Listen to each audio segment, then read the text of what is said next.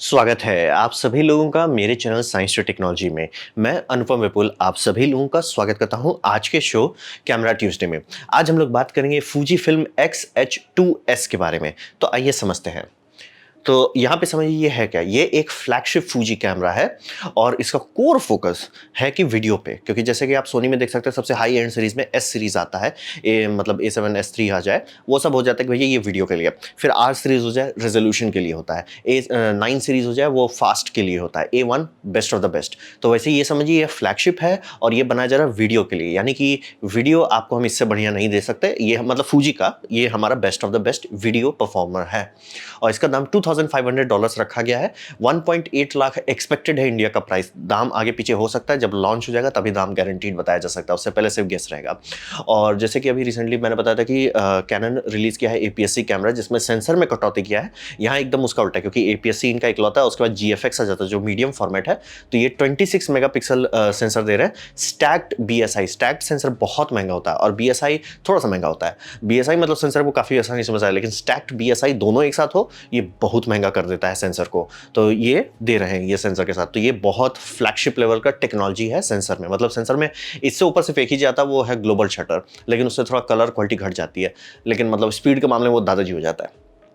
तो ये 26 मेगापिक्सल का बम सेंसर दे रहे हैं और इसमें X प्रोसेसर 5 दे रहे हैं जो इनका फ्लैगशिप है। मतलब ये सब चिप जो है डायरेक्टली कंपेयर नहीं कर सकते एक दूसरे से, तो इसलिए बताना पॉसिबल नहीं है कि कौन सा ज़्यादा बेटर है, डिजिक X की ये प्रोसेसर 5। बट आपको मानना पड़ेगा कि फूजी का बेस्ट ऑफ द बेस्ट इसमें दिया गया है और इसमें डुअल कार्ड स्लॉट है, क्योंकि ये मतलब इसका दाम $2500 है जो कि बहुत ज़्यादा नहीं है, लेकिन फिर भी इसमें सारे प्रोफेशनल फंक्शंस दिए गए हैं। और आप देख सकते हैं मतलब डिस्प्ले भी दे दिया गया, थर्ड डिस्प्ले, मतलब एक EVF है, एक तो मेन डिस्प्ले और ये साइड वाला भी है, जो कि कुछ लोगों को बहुत फायदेमंद होता है, कुछ लोगों को ज़्यादा यूज़ नहीं होता। डिपेंड करता है आपके सर्कमस्टांसेस का यूज़ है तो आपको बोलेगा shut up and take my money, नहीं यूज़ है तो आप बोलेगा ठीक है।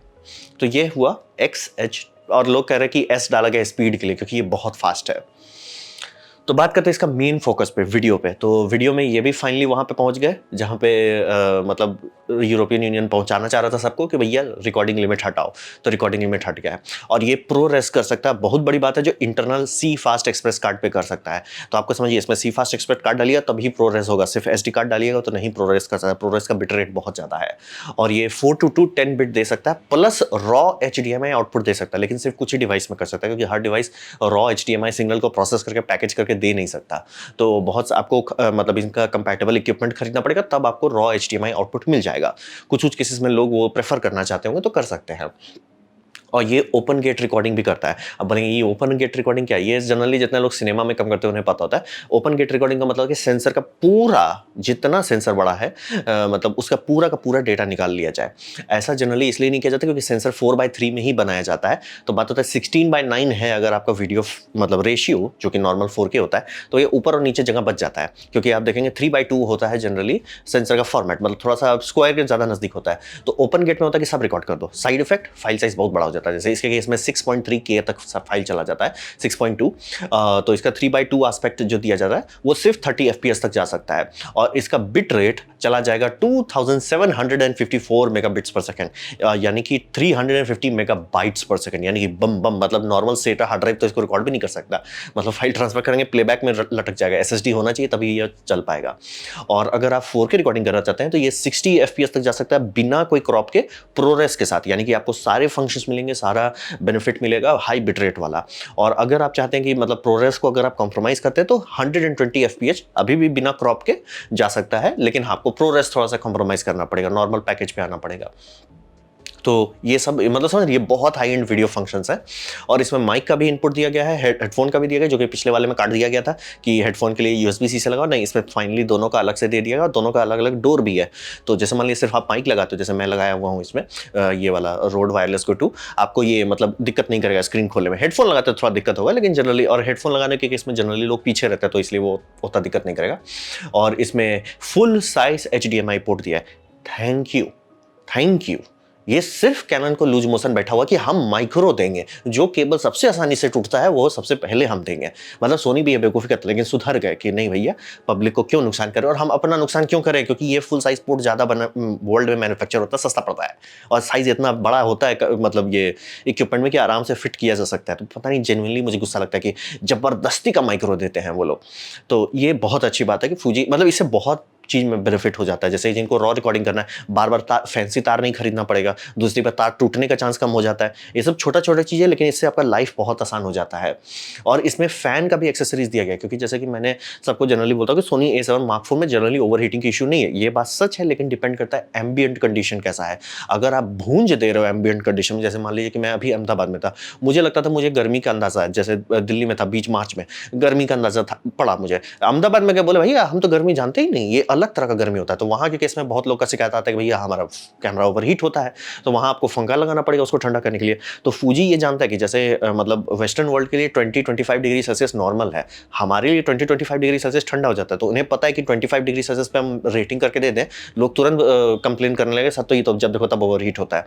तो ये एक फैन एक्सेसरीज दिया गया है और इसको अच्छे से डिजाइन किया गया है, यानी कि इसका कॉन्टैक्ट जो है कैमरा बॉडी में पहले से लगा, आपको अलग से कोई तार बैटरी हुआ झिंगा लाला नहीं करना है। स्क्रू होल भी दिया गया है और आपको उसका कम्युनिकेशन भी पोर्ट उसमें दिया हुआ है, आपको कोई दिमाग लगाने की जरूरत है, बस आप लगा दीजिए। और उसके बाद ये नोट टेस्टिंग की है कि ये 40 डिग्री सेल्सियस पे कंटिन्यूस काम कर सकता है। 40 अभी भी कम है इंडिया के हिसाब से, बट लेकिन अगर आप 40 डिग्री के सेल्सियस के बाहर के इन्वायरमेंट में ज़्यादा देर आप नहीं रह पाओगे, मतलब आप कैमरा को रख के छोड़ देते हो तो बात अलग है, लेकिन 40 डिग्री तक उन्होंने टेस्ट किया है कि 40 डिग्री ये पंखा जब तक अगर बैटरी खत्म नहीं होता तब तक ये चलता रहेगा। तो उन्होंने ये ऑप्शन भी दे दिया है। तो इसलिए बोले मतलब ढंग से फूजी ठंडे दिमाग से बैठ के हर वो वीडियो फंक्शन दे रहा है जो लाइफ आसान कर देता है। बस एक ही मतलब फंक्शन आप कह सकते हो कि दोनों कार्ड स्लॉट वो होना चाहिए था। मतलब ये थोड़ा फ्लैगशिप जैसा दाम है, तो दोनों मतलब ये सी फास्ट एक्सप्रेस होता है ज़्यादा बेटर होता है, क्योंकि अभी इसमें दिक्कत है कि अगर आप मान लीजिए सी फास्ट कार्ड नहीं डालते हैं, आपको अगर वीडियो काम कर रहा है फिर सोचेंगे प्रोरेस में जाएंगे, बोलेगा नहीं जी नहीं होगा। और इसमें डुअल रिकॉर्डिंग अगर आप प्रोरेस में कर रहे हैं तो करना पॉसिबल नहीं है, जो कि प्रोफेशनल के लिए थोड़ा इंपॉर्टेंट बात हो जाता है। तो वो जगह पर थोड़ा सा अभी भी कटौती है, लेकिन ओवरऑल वीडियो के मामले में बहुत अच्छा पैकेज है जो $2500 के आसपास में आता है, बहुत अच्छा पैकेज है। तो बात है इंप्रूव किया गया। फूजी का भी वही हालत है जो पैनासोनिक वाला है कि भैया इसका ऑटो फोकस जो है कभी भी उतना अच्छा नहीं हुआ जहां पे आप आंख मूंद करके भरोसा कर सकें। तो ये लोग को पता था, तो फोकस किया सबसे पहले आईबस पे। आईबस ये जेन्युइनली बहुत अच्छे, आईबस सोनी का बहुत बड़ा वीकनेस है, तो ये सोनी को धोने के लिए शांति से ढंग से आईबस दिए। क्या इसका आईबस सबसे बेस्ट पैनासोनिक जितना है? नहीं, लेकिन अच्छा है, मतलब अच्छा आपको वो नहीं फील होगा कि the best of the greatest, ऐसे कैनन जेन्युइनली बहुत भयानक आईबस बनाता है तो वैसा तो फीलिंग नहीं आएगा। लेकिन हाँ है, हमारे पास आईबस है, काम किया जा सकता है आईबस के। और फूजी का बेस्ट ऑटो फोकस जो फूजी का एक्चुअल लिमिटेशन है, और इसमें इस बार सब्जेक्ट ट्रैकिंग दे रहे हैं, यानी कि आप सेलेक्ट कर सकते हो आई ट्रैकिंग कर रहे हो, बर्ड कर रहे हो, व्हीकल कर रहे हो, मतलब बहुत सारे ऑप्शंस दे देते हैं जो एल्गोरिथम्स को मतलब अच्छे से फाइन ट्यून करता है। और ये 40 FPS तक जा सकता है, बोले एस का मतलब था स्पीड, 40 फ्रेम पर सेकंड तक जा सकता है। लेकिन ये बात जरूर समझिए, मैं पहली बार भी बता चुका हूं, जब मिररलेस ये माइक्रो फोर थर्ड कैमरा पहली बार मार्केट में आया था तो उसमें भी बहुत सारे उटपटांग FPS मिलते थे, 60 FPS तक जाता था। लेकिन बात यही होता था कि जनरली फोकस मिस ही कर देता था। इसमें भी हो रहा है, जितने लोग डेमो टेस्ट किए हैं, अब बहुत लोग का कहना है कि वो प्री रिलीज फर्मवेयर है, लेकिन जनरली बात होता है ऑटो फोकस मिस होने का मतलब हो रहा है, क्योंकि ऑटो फोकस का एल्गोरिथम बहुत स्टार्टिंग से, मतलब आपको ये प्रोजेक्ट बनना है सबसे पहला क्या डेवलप करोगे? ऑटो फोकस, बाकी सारा चीज बाद में किया जाता है। तो ऑटो फोकस नहीं फिनिश हुआ तो इसका सीधा मतलब कि नहीं कर पा रहे। ये ऑटो फोकस जेन्युइनली मतलब समझिए कैनन और सोनी का ब्रेड एंड बटर है। नाइकोन जैसी कंपनी के करने में बैंड बच जा रहा है, तो जेन्युइनली ये कॉम्प्लेक्स चीज है। तो अगर आप 40 बर्स्ट पे चलते हैं तो काफ़ी फोटो आप मिस कर सकते हैं। लेकिन हाँ, अगर मान लीजिए कुछ क्रिकेट जैसा स्पोर्ट्स है जहाँ पे आपको पता है कि क्रिकेटर तो वहीं रहेगा ना, भले उसका बैट आगे पीछे हो लेकिन क्रिकेटर तो वहीं रहेगा ना, और आपने लेंस से एक बार फोकस करेगा तब बम बम फोटो आएगा, तब फोटो FPS का 40 FPS का मजा उठाइए।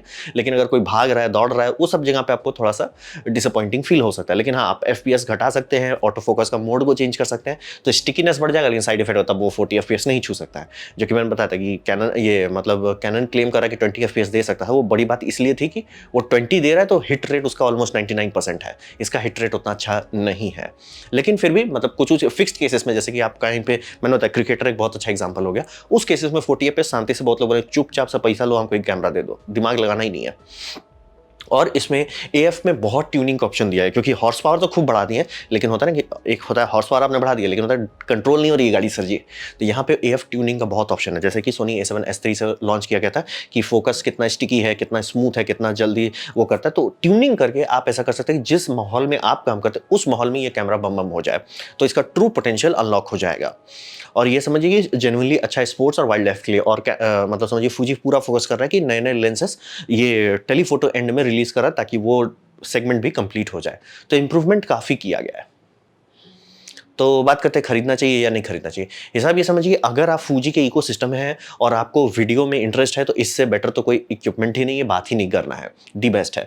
और इन बिल्ट प्रोरेस अगर चाहिए, जैसे मान लीजिए अगर आप नए सिस्टम में कि मतलब मैं पहला कैमरा खरीदना चाहता हूँ, तो अगर प्रोरेस के लिए आपको इंटरेस्ट है और आपको लो रोलिंग शटर, ये रोलिंग शटर के मामले में जेन्युइनली अच्छा है कि मतलब कितना स्पीड से शटर रीड करता है, आप मतलब कैमरा ऐसे व्हिप पैन करेंगे जैसे कहा जाता है, तो आपका लाइन कितना ऐसे ऐसे कितना हो जाएगा, वो बहुत कम है। तो उस मामले में काफ़ी लोग तो सिर्फ उसी के लिए खरीद लेंगे, भैया हमको रोलिंग शटर चाहिए। और अब बोलेंगे ऑटो फोकस होना अच्छा नहीं, बात है कि वीडियो की दुनिया में सिनेमैटिक तौर पे जनरली लोग मैनुअल पे ही करते हैं, तो उनको उतनी बड़ी प्रॉब्लम नहीं होने वाली कि अरे आप मतलब ये ऑटो फोकस उतना अच्छा नहीं है। और जिसको चाहिए ऑटो फोकस, आप दूसरा सिस्टम ले लोगे, क्योंकि प्रायोरिटी आपकी होती है। ये बार बार मैं नोटिस करता हूँ कि लोग पूछते कि ये कैमरा आपके बोल रहे हो, वो कैमरा बोले ये अच्छा, आपको सूट क्या करता है। मैं यहाँ बता रहा हूँ इस कैमरे में अच्छा क्या है। अगर वो चीज़ आपको चाहिए, जैसे कि कुछ लोग कहते नहीं भैया मेरे को प्रोग्रेस चाहिए, मुझे ऊपर से मॉनिटर नहीं लगाना है, हार्ड ड्राइव नहीं लगाना है, मुझे शांति से कैमरा के अंदर प्रोग्रेस चाहिए, बहुत पैसा मैं नहीं दे सकता, इसके सिवा तो मैं तो कुछ और बोल भी नहीं सकता हूँ। तो शांति से प्रोग्रेस चाहिए तो ये लीजिए, रोलिंग शटर चाहिए ये ले लीजिए। और ये समझिए फूजी के जितने वीडियो शूटर हैं उनको आराम से ये कैमरा में लेंगे, अपग्रेड होगा, बम बम खुश रहेंगे। लेकिन आपको ये थोड़ा ध्यान देना होगा कि अगर आप सोच रहे हैं कि A7, अगर जैसे आप A7 बोल रहा हूँ, R7 ले लेते हैं, तो R7 का ऑटो फोकस कहने को मतलब ऑन पेपर इससे कम है, क्या बोलते हैं फूजी से, लेकिन इसका हिट रेट आपको धो देगा। तो ये समझना जरूरी है कि ऑटो फोकस में मत कंपीट कीजिए। काफ़ी नज़दीक आ गया है, लेकिन अभी भी कैनन और सोनी अलग लेवल पे है। तो R7 मैं ज़्यादा लोग को रिकमेंड कर सकता हूँ, क्योंकि ये ज़्यादा वेल बैलेंस्ड है। और फूजी के केस में फूजी थोड़ा ओवरबोर्ड चला गया, जैसे कि उसमें आपको फॉर्मेट दे रहे हैं, बिट रेट दे रहे हैं, FPS अलग से नहीं देना चाहिए था। यानी कि FPS अगर आप सेलेक्ट करते हो कि आप 30 FPS पे हो, ये जेरेड ऑल्डर ने बहुत अच्छे से डिटेल में ब्रेक डाउन किया कि भैया आप 30 FPS और 60 FPS का बिट रेट सेम नहीं होना चाहिए। यानी कि 60 FPS पे अगर आपका सेम बिट रेट है तो आप आधा कर दे रहे हो रेजोल्यूशन को। ये ऑप्शन मतलब ज़रूरत से ज़्यादा ऑप्शन आपने लोगों को दे दिया। तो ये होता है, ये होता है कभी कई बार, मतलब जब इंजीनियर सीधा सीधा बह जाता है तो ये होता है। इसीलिए यूआई आर्टिस्ट का एक डिपार्टमेंट होता है कि भैया यूआई ढंग से बनाओ, यूआई इंजीनियर कहा जाता है जिसे, कि भैया आप यूजर इंटरफेस ऐसा बनाओ कि सब ऑप्शंस हो लेकिन जरूरत से ज़्यादा ना हो। तो फूजी के केस में थोड़ा ज़्यादा है, तो उसमें काफ़ी लोग को थोड़ा ये हो सकता है कि लेंगे, यूज़ करने की कोशिश करें, लेकिन फूजी का जो मतलब लेगेसी है कि मतलब वो पुराना एनालॉग कैमरा जैसा फीलिंग देता है, वो लटक सकते हैं, थोड़ा सा ओवरवेलमिंग हो सकता है। वहीं कैनन का R7 जो है उतना ज़्यादा नहीं है, लेकिन जितना चीज़ इसमें है ढंग से है, बम बम है, कोई टेंशन नहीं लेना है। और आई बस, कैनन का आई बस तो अलगे लेवल पे है, तो उसमें डिस्कशन नहीं करना। हाँ, प्रोरेस नहीं मिलेगा आपको ढंग से, रॉ आउटपुट नहीं मिलेगा, वो सब थोड़ा सा आपको कॉम्प्रोमाइज़ करना पड़ेगा। और ये मैं ज़रूर कहूँगा कि अगर आप फूजी के बारे में सीरियस हैं और इनबिल्ट प्रोरेस को इस्तेमाल करना चाहते हैं, प्लीज़ कार्ड का दाम पहले चेक कर लें। कार्ड बहुत महंगा होता है, ये सब सी फास्ट एक्सप्रेस कार्ड बहुत महंगा होता है, टाइप बी कार्ड जिसे कहते हैं, और उसके हिसाब से कार्ड रीडर अगर आपको खरीदना पड़ता है तो वो सब सोच के लीजिएगा, बस ऐसे कूद मत जाइएगा। तो ये बात समझना होगा। और सोनी A7 Mark IV के कंपेयर में कैसा है, दाम ऑलमोस्ट सेम है, दाम एक्चुअली इसका कम ही है। तो मेन बेनिफिट इसमें देता है फुल फ्रेम में आता है, यानी कि बहुत बड़ा इजीली अवेलेबल इंडिया में लेंस सिलेक्शन। क्योंकि बहुत लोग बोलते हैं ओ यहाँ पे ये सब कंपनी नहीं मिलती। अरे भैया मैं इंडिया में रहता हूँ, इंडिया के हिसाब से बताऊंगा। आप बोल दोगे कि विल्ट्रॉक्स का नहीं, विल्ट्रॉक्स का लेंस तो ये जानता ही नहीं है, मुझे पता है। Amazon में दिखाओ ना कितना विल्ट्रॉक्स का लेंस मिलता है, तो बात वो समझिए कि मैं उस हिसाब से देखता हूँ। आप बड़े शहर में आपको बहुत बार की ये गलतफहमी हो सकती है कि ये हर जगह मिलता है। ये होता है मतलब अगर आपको बड़े शहर में 5 जगह आपको coffee day meal cafe coffee day दिख जाएगा तो आपको लगेगा हर जगह कैफ़े कॉफ़ी डे है, क्योंकि आपने 5 देख लिया, लेकिन वैसा नहीं होता है। तो ये समझने वाली बात है। इसीलिए मैं सोनी और कैनन के पीछे जनरली ज़्यादा लोगों को करता हूँ, क्योंकि आपको इंडिया में उनके battery support, tech support, lens mount, third party lens mount, ये सब मिलता है। वो एक बहुत बड़ा बात होता है। तो सोनी के पास वो है, फुल फ्रेम वाला बेनिफिट है, और ऑटो फोकस तो सोनी का है ही। तो कुछ काफ़ी लोगों के लिए ये कैमरा अभी भी सूट कर सकता है। थोड़ा सा आउटडेटेड अब लगने लगा है, लेकिन अभी भी सूट कर सकता है। और खासतौर पे जिनको स्ट्रीमिंग करना है, जो कि ये direct full HD 60 FPS USB-C से डायरेक्ट स्ट्रीम कर सकता है, वो काफ़ी लोग के लिए shut up and take my money. हमको दिमाग लगाना ही नहीं है, हमें फुल HDMI से निकाल के, जो कि इसमें भी दिया हुआ है, फुल HDMI से निकाल के उसे कैप्चर कार्ड में डाल के फिर कंप्यूटर में डालना करना ही नहीं है, हमें सीधे USB से करना है। सोनी बोलेगा हम संभाल लेंगे। तो काफ़ी लोग के लिए वही काफ़ी है। तो ये जरूर समझिए कि आपको क्या चाहिए। अगर आपको इनबिल्ट प्रोग्रेस चाहिए और आप ये कार्ड्स अफोर्ड कर सकते हैं, और आपको रोलिंग शटर आपके लिए जेन्युइनली एक पॉइंट है, क्योंकि इसका सोनी का खराब रोलिंग शटर परफॉर्मेंस है, तो आप को ये फूजी काफ़ी सूट करेगा। लेकिन आप ये ज़रूर जान के चलिए कि ऑटो फोकस आप थोड़ा-सा, मतलब अगर ये सबका ऑटो फोकस 95 परसेंटाइल में आता है, तो इसका फोकस 80 टू 85% आएगा, और ये आपको थोड़ा समझ के घुसना पड़ेगा। और अगर आपको लगता है नहीं मेरा काम हो जाएगा, बल्ले-बल्ले, इससे बेटर ऑप्शन नहीं है। और ये बहुत अच्छी बात है कि इतने बम कंपटीशन मार्केट में आ रहा है, इससे बेटर तो कुछ हो ही नहीं सकता। लेकिन हाँ, अगर आप फोटोग्राफी में उतना एकदम बम नहीं, एक-एक डिटेल नहीं जानते हैं और आपको नहीं समझ आया प्रोग्रेस के पीछे काहे लोग हुलुलुलु कर रहे हैं, जनरली मैं कहूँगा R7 को सस्ता भी है, और जितने दाम में आप उसका सिर्फ बॉडी खरीद पाएंगे उतने दाम में बॉडी और लेंस आ जाएगा, और जनरली बहुत बड़ा इकोसिस्टम है इसका।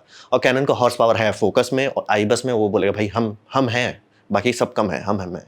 और सोनी भी बहुत अच्छा है, जिनको ये है कि भैया हाइब्रिड चाहिए और सिर्फ यूजेबिलिटी काफ़ी अच्छा चाहिए, शांति से ये ले लेते हैं। और फूजी का ऐप जो है अभी तक जेन्युइनली क्या, मतलब लिटरली जो सबसे पहला उसमें है, सबसे पहला कमेंट ये है कि please Fuji fix your app, और सबका 300-400 लाइक है और 40-50 कमेंट्स है कि भाई मैं ये ऐप भी नहीं काम कर रहा, नहीं कर रहा। तो समझ लीजिए थोड़ा सा आपको सावधानी बरतना पड़ेगा। प्लीज़ कार्ड का दाम चेक कर लीजिए, बहुत लोग हंस जाते हैं कार्ड का दाम कितना आता है। तो ये था मेरा प्रेजेंटेशन फूजी के करंट फ्लैगशिप के बारे में। उम्मीद करता हूँ आपको अच्छा लगा हो, कुछ सीखने को मिला हो, कुछ समझ में आओ। अगर ऐसा है लाइक कर दें, दोस्तों शेयर कर दें, उससे मेरा काफ़ी भला होगा। नहीं अच्छा लगा, नहीं पसंद आया, कोई बात नहीं, आप डिसलाइक कर सकते हैं। मैं कहूँगा डिसलाइक 2 बार दबाएं, उससे मुझे पता चलेगा कितना नापसंद हुआ है। मैं आपसे कहूँगा कि कमेंट लिखें, मैं हर कमेंट को पढ़ने की कोशिश करता हूँ। आपसे कहूँगा सब्सक्राइब कीजिए, बेल दबाइए अगर आप फ्री हैं तो। आपने मेरा वीडियो देखा, जान के मुझे बहुत खुशी हुई। धन्यवाद।